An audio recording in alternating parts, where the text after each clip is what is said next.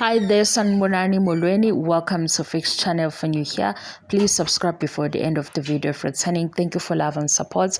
I appreciate you. Ayike nangu ubhuti Chef Xolani uyachaza ukuthi usehlelwe into ecishe ifane nale eyehlelwe ukhathaza lo wakuzalo. Ngizona ngichaze ukuthi wenzalani ukhathaza lo wakuzalo dala.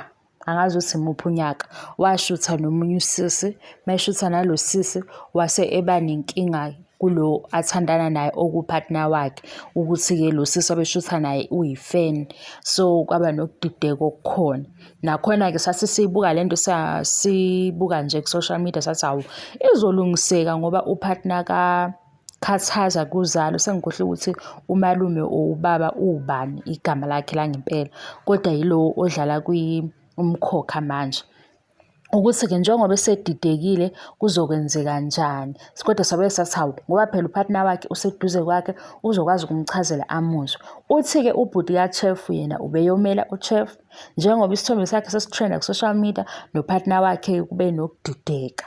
Ngasithi hayi-ke lento ke izobalula kanjani ngokuthi vele upartner wakhe uyamazi angeke bexatshaniswe isithombe sikaVuyo futhi upartner wakhe wazi kahle ukuthi ubeyomela ubhuti wakhe sengaxatshaniswa nje ukuthi kushutheke isithombe ngalo la hlobo kwase kusho social media wabhebhethekisa indaba. Angise niyabona lento ukuthi ikhona ukuthi social media uyakwazi ukucontrol abantu ngoba ngempela usisi owazana nobhuti bethandana bejayelene uyazi ukuthi la athunywe khona uyokwenzani mayebuya futhi akufanele kube nenkinga.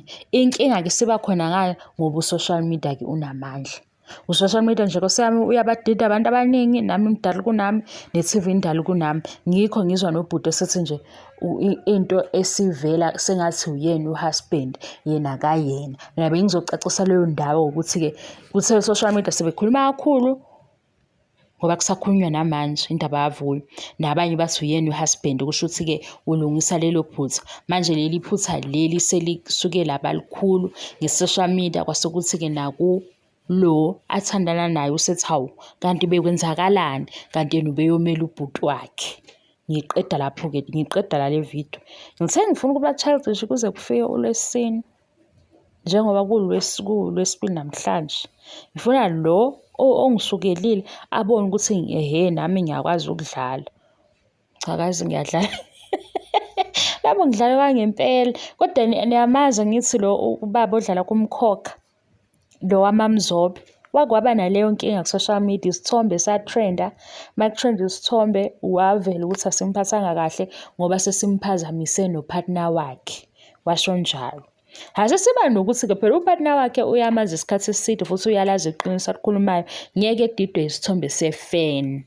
Nakubhuti ke hayi into ezolungiseka nje ukuthi sekuthiwe uyena uhusband kanti yena umele ubhuti wakhe akasiyo uhusband.